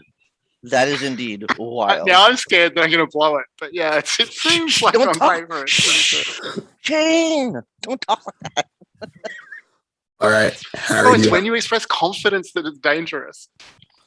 Oh, All right, let's do Harry. Let's do Greg's dice pool. You're now rolling 2d8 to start with for communications and revenge. So Okay, and I'm gonna throw the paintball player in there to represent me running away from the guards. And again, cardio, cardio, cardio. And so that's a D4. And which domain do you want to use? I I assume support and logistics. yeah, support and logistics. It's just the role that he falls into really easily. So that's 3d8 and a d4. I'm going to spend the momentum. That's a d6.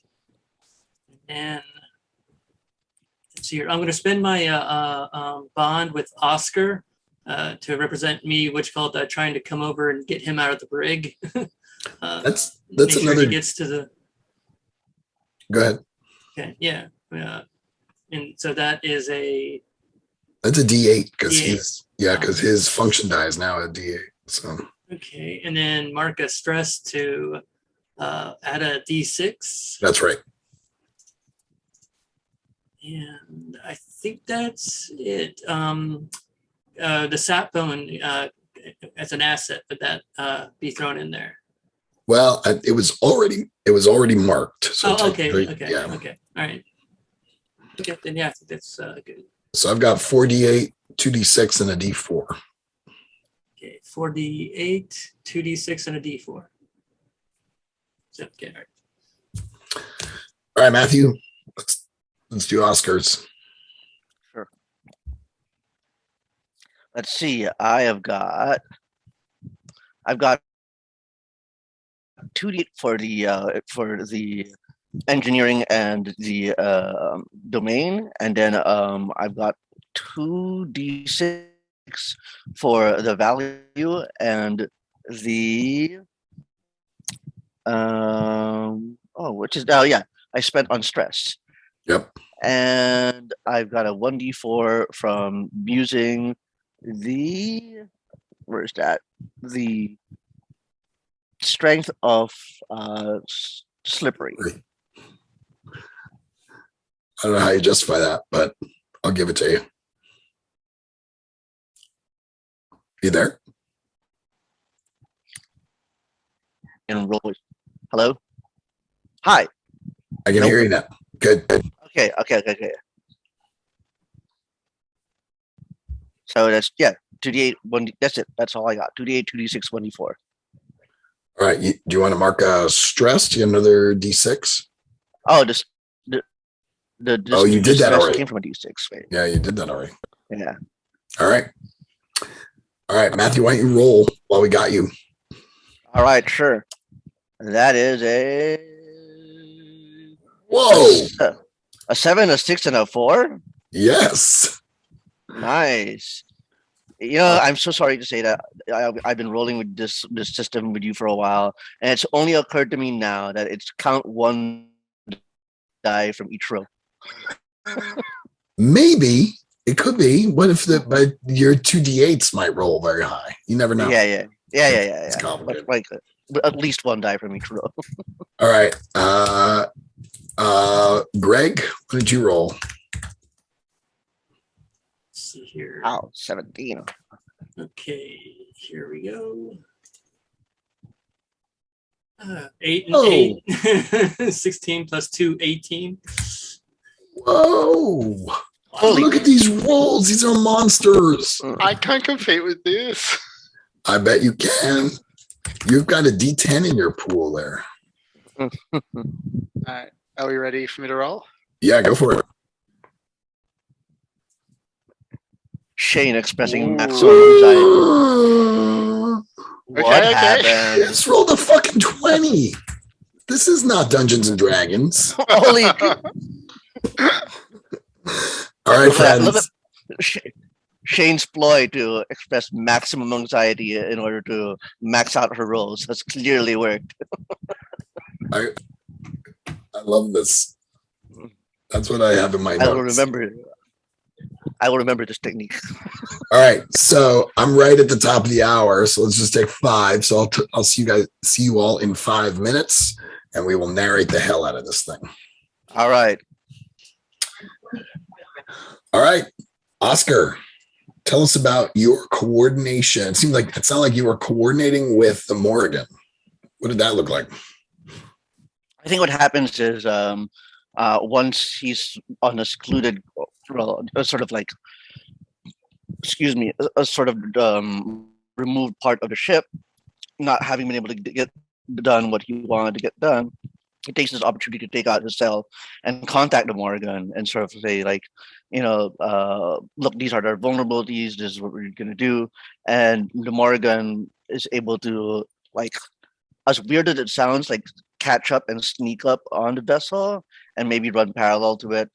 And I don't know what kind of offensive or even defensive, like, devices the Morgan has, but I was hoping for something akin to, like, maybe, anything that could, pierce the side of this vessel and sort of, capture it or attach it.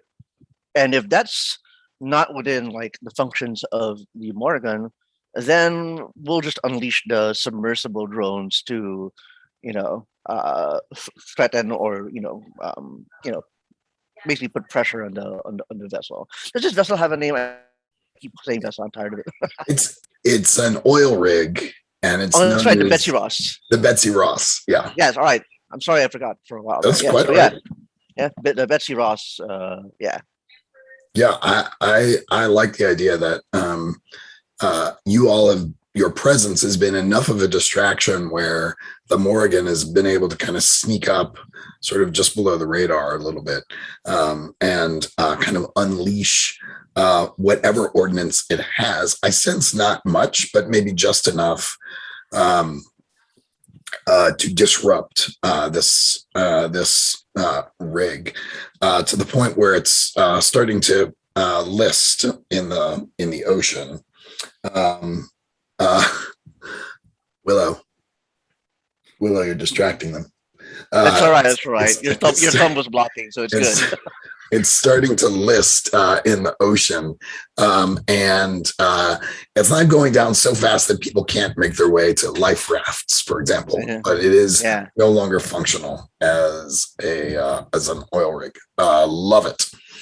I feel like also maybe some folks are now coming up to you like, actually, we've reconsidered, and maybe not a revolt, but maybe we'd like to help you with your mission. So, Greg, what is this?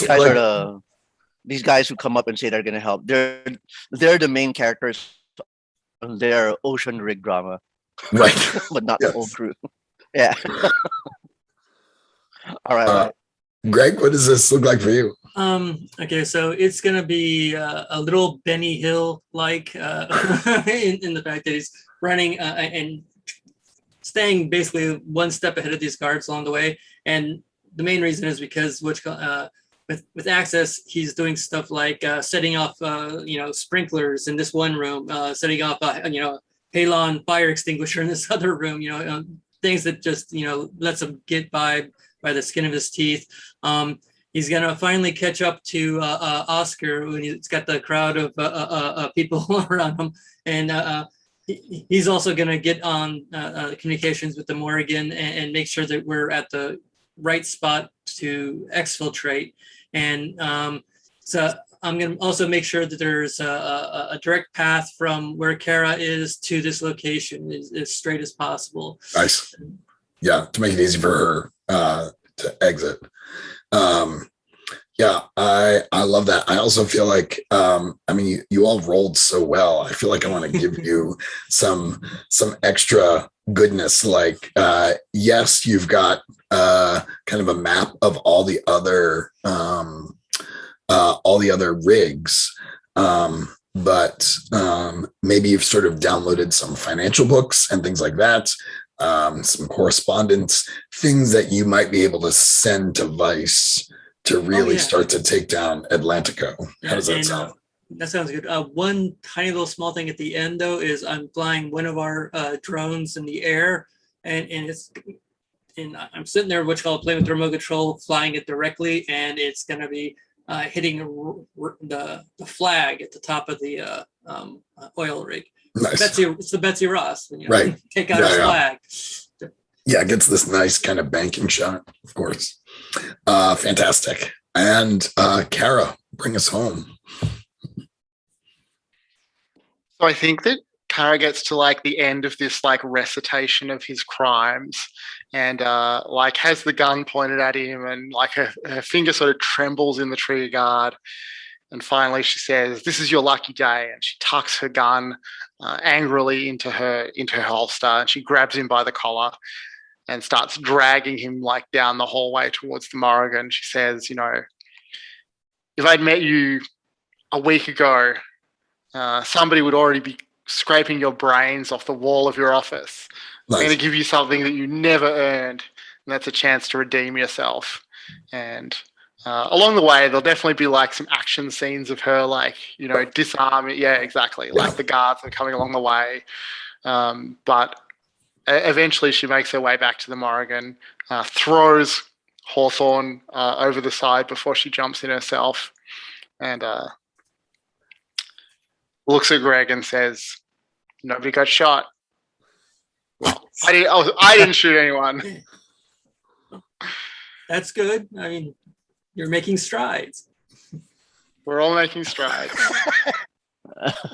Do you think, was there anything that Kara said that might have convinced Hawthorne, if not to have a change of heart, then at least to cooperate? I think that might be more like in epilogues, like not while she's dragging him down the hall, like beating all these people. Because I think that, like, hearing what he's done, that wouldn't affect him. Like that's, right. He knows perfectly well. And yeah. But maybe back on the Morrigan, she has time to like really talk to him. And she is a persuasive speaker. Like that's what made her such a good lawyer. Right. And she'll have plenty of time to convince him of the error of his ways.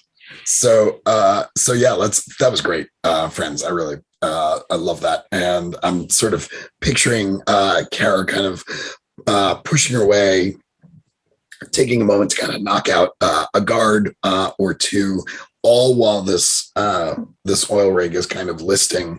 And I think Hawthorne is maybe a little scared. Like, I think he's become sort of overconfident in the technology, and sort of watching it fail before his eyes is scary. And I picture Kara as completely not affected by the destruction of the oil rig, right? Like she's like, this is just sort of like another day for her.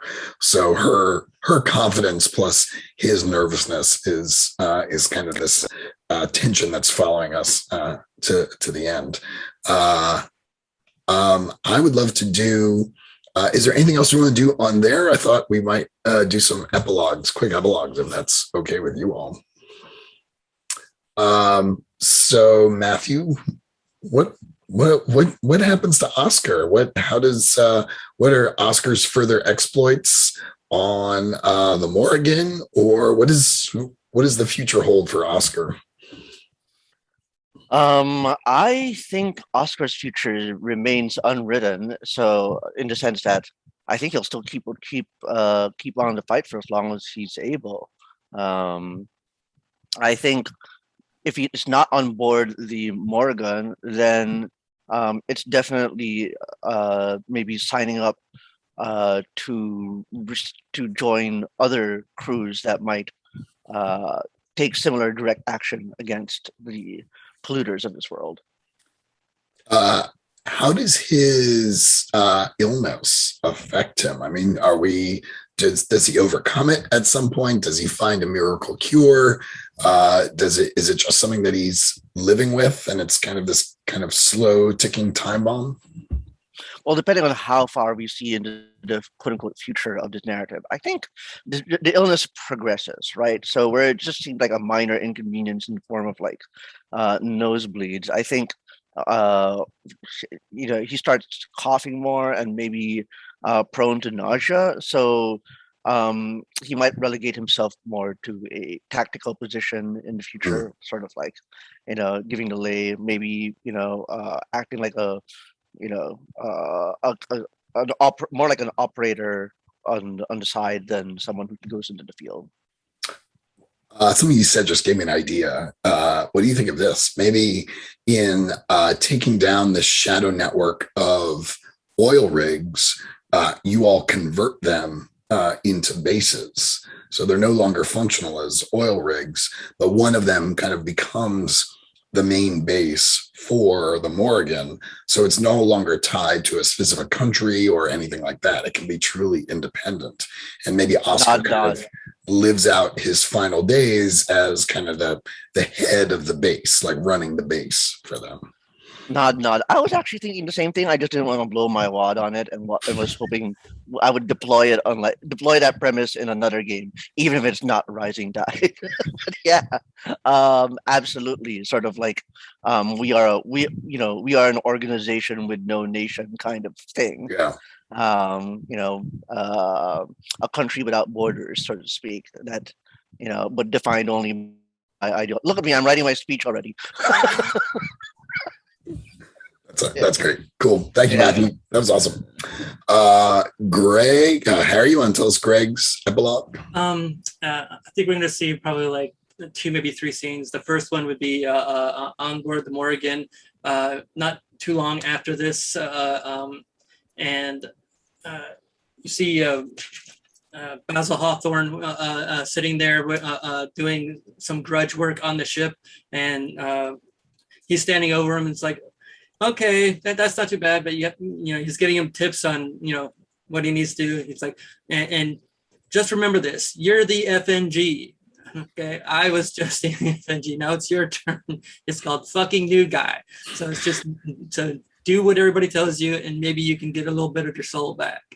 Then maybe a fast forward a bit, and you're gonna see on the new base of one of our oil rigs as a base, there's going to be one spot up on the top right or whatever that's going to be converted into kind of like a lounge / tiki bar. And it's going to be Kara, Greg, and Oscar sitting there enjoying some boat drinks, big, multicolored with pieces of fruit and stuff like that. Nice. and just touching on the bonds that we've created through the action of these last couple of scenes, and what could the future hold for the Morrigan. Nice. That's awesome. And Shane, tell us about Kara. So I think that we get a bunch of scenes of Kara talking to Hawthorne, trying to convince him, slowly swaying him, slowly convincing him.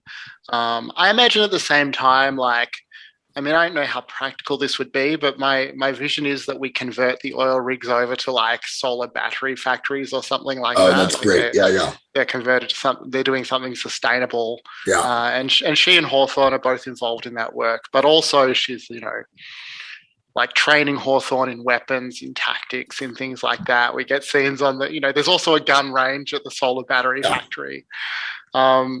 And then I think that the climax of this sequence is that the rig that we're all on is surrounded by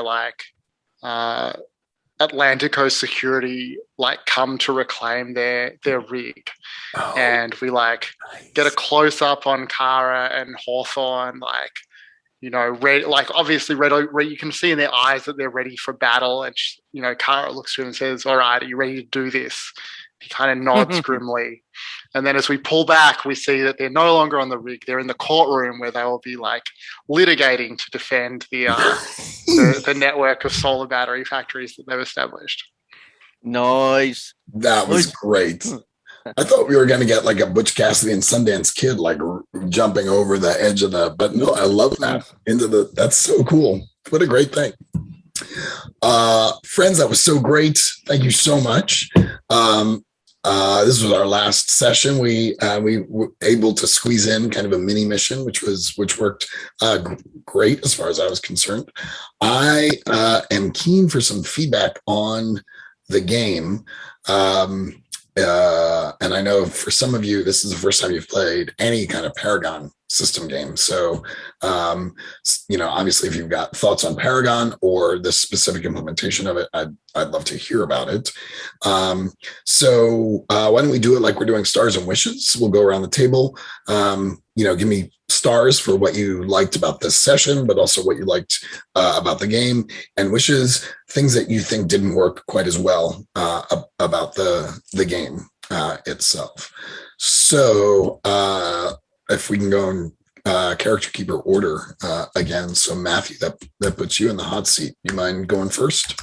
Well, first of all, I want to say that I think I'll defer the hot seat for now, because I have already, I want to hear what other people say before I offer my own insights and not quash what they have to say.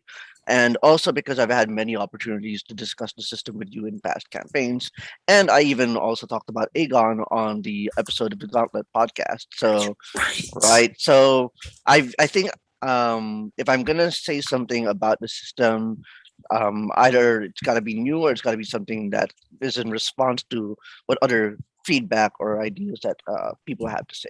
That is totally reasonable. Yeah, I appreciate the shout out on the Gauntlet podcast too. Thanks for that. So Shane, that puts you in the hot seat, my friend. So, I mean, I think I said something similar in a previous session, but one thing I really like about the system is that the way it means that whenever we're rolling dice, we're all invested in the outcome because we're all doing it together. And I thought that worked I noticed it again this session because we were all split up doing completely different things. And in most games, I think it introduces a really cool way of managing Spotlight, because the spotlight's just on all of us. We're all doing our things, we're all talking about that together, we're all rolling dice together. I think that's really cool. Some things that I wasn't so sure about with the system. I think that I find that this is not going to be a surprise. I find the dice a bit confusing. In particular that I don't understand how adding a die affects the odds. It's not intuitive to me in that way. In PBTA, I understand what a different modifier does roughly to the odds. I don't need to do maths to work that out. Whereas in this game, I have no real idea what the difference is if I add or don't add this or that dice, which isn't necessarily a bad thing, but that stood out to me. The other thing is, I really like the idea of the complication, but I mostly felt quite reluctant because I knew that I was getting the benefits and we were all getting the drawbacks, which, I didn't, I don't really want to do that to the other players. So that was something that I thought about a bit. In this session, I just decided, what the hell, I might as well just do it. But earlier in the run, I avoided it for that reason. I really like the idea of the ideologies. I think that's really cool, and I would like to, play longer and see how those play out.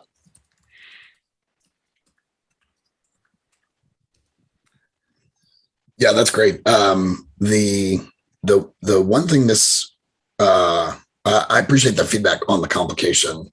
The idea of a complication, I think, is important to me as far as this genre is concerned. These are flawed. These are meant to be flawed characters. The question is it important to kind of integrate that mechanically into the game? There are things I like about the mechanic and things that bother me about the mechanic as it's been designed. And I think when you say I was getting the benefit, right? Because you were getting the duty points, but we were all getting the drawback. In a sense, that's almost by design, because it's you're trying to work as a team. And if your flaw or your complication is coming in, then we're all affected by that. We're all, it's made the situation harder for all of us. So in some ways, I kind of it's almost working the way I want it to in that, but I can see people being reluctant to activating it because you don't like being sort of anti-collaborative in a sense. Yeah. Good stuff. Shane, was there anything else top of mind for you? Anything else that worked or didn't work? No, I really enjoyed it. Thanks. Great. Makes me happy. Harry, it's your turn. What worked? What didn't work? Well, first of all, it's, everybody did a great job. Where we took the steps each time to do the to build the die pools, it really, I don't know, it feels very ritualized, and I kind of like it.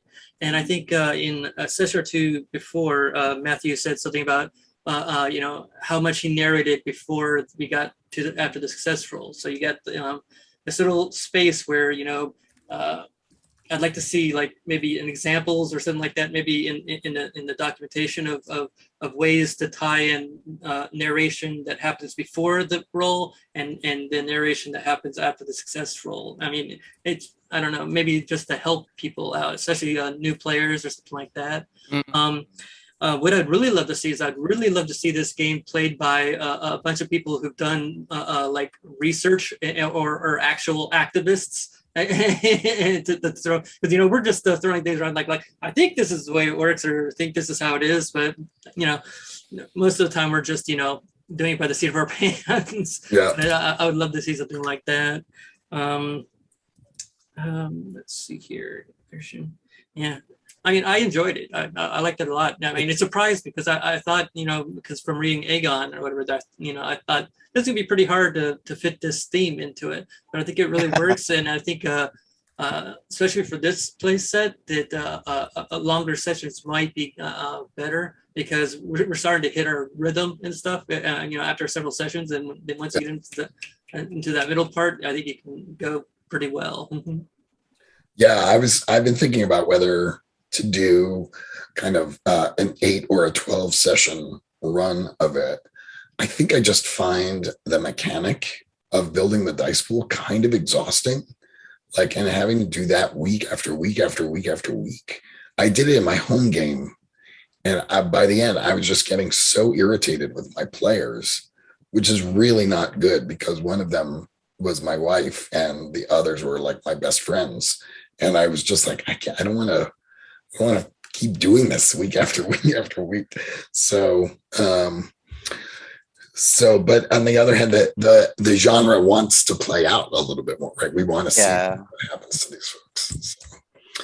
So, that was great. Harry, thank you so much. Did you have anything else you want to say? No, I enjoyed this game, enjoyed playing with you. Everybody here is awesome. I'm so glad. Matthew, you can't put it off any longer, my friend. Any to respond to? Oh yeah. Well, first of all, I just want to say I always have fun with you guys. I'm always excited. I'm excited by the fact that this game I got to play with Shane again. Because I'm so used to seeing Shane as my as a GM that I like seeing a sort of a career GM in the Gauntlet come down and join the players and get to the fun stuff. And maybe one day, Dan, I'll be playing with you as well. Who knows what's going to happen? I'm honored, Shane. I did not know that you were more of a GM. So. I do GM more, but I think that's mostly about scheduling. I pretty much sign up for every game that's in a time slot that I can make. Yeah, that's totally me. Yeah. Yeah. And very specific times I can play. So I'm going to schedule games. Yeah. And conversely, literally every game that Shane, runs is very convenient to my time zone. Right. Yeah. But just Shane, I did make room for others next month, so you won't be seeing that much of me in the player seats next month. But anyway, we do have a game together though. Yeah, we do. We have was it Apocalypse Keys? Midnight Oil. Midnight Oil. That's right. Oh no, sorry. You mean you're running a game? Yeah, that's right. Yeah. Regarding the system, yeah, I wonder, I really feel for you if you're saying that the cognitive load of the game can be really exhausting and it causes you to, with some players get short with them. And I wonder what would help with that situation. And everybody has talked about the dice pools. I wonder if like the dice should be even and flat, because for me that is the most tricky thing, is that I end up looking at the dice pools and I have no problem assembling them, but remembering what number they're supposed to be, a 4, a 6, or an 8, gets really confusing. But also, as I'm saying this, if we flatten the dice, it'll be harder to pick them out without color markings or something. You know what I mean? Like the D4 always sticks out because it's a D4. Anyway, Right. something to think about. Like maybe any way that could help players or help GMs to like calculate the dice pools in a manner that reduces the overhead might be something to think about. Um, yeah. And I think with regards to like playing out the sessions, I think sorry, with regards to Harry's comment about genre and like activists and all that stuff. Like for me, I think in the game's defense, like it's very much an action adventure game and not Yes. really a authentic activist simulation game. I think what we're experiencing here is just the fact that we all coincidentally have shared knowledge gaps. We're all blind men, like feeling the elephant up, and it makes me wonder, like what happens to the game if not so much activists are present, but someone with more science or logistic based like disciplines. Like I'm sure if one of us was an actual ocean person was like have a lot to contribute, not just in the realm of ocean, but in terms of like like the interactions they've had in their discipline. um yeah, I don't know. I can't think of any. Oh, and lastly, the complication system. Yeah, I kind of agree with Shane a little bit on that one. There's a sense that of being selfish when you do that, and I think it's an interesting kind of selfish, right? It's very like, all right, I'm going to get a little thing for myself that affects the whole situation, and like you said, Dan, that's by design, and I think it reflects the drama of those like fictional beats, like in a great way. But I wonder if there are alternatives to doing the same thing. Like I don't think the complications mechanic should go away. I just wonder if there's another way to simulate it. Right. Yeah, I'm going to think about that. yeah.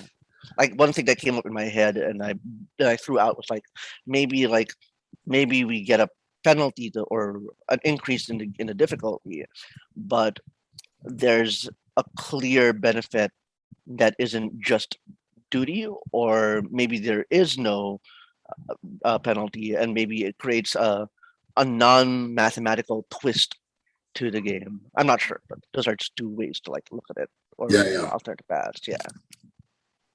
So yeah, that's all I've got to say for now in regards to the system. If I come up with anything else, I'll let you know.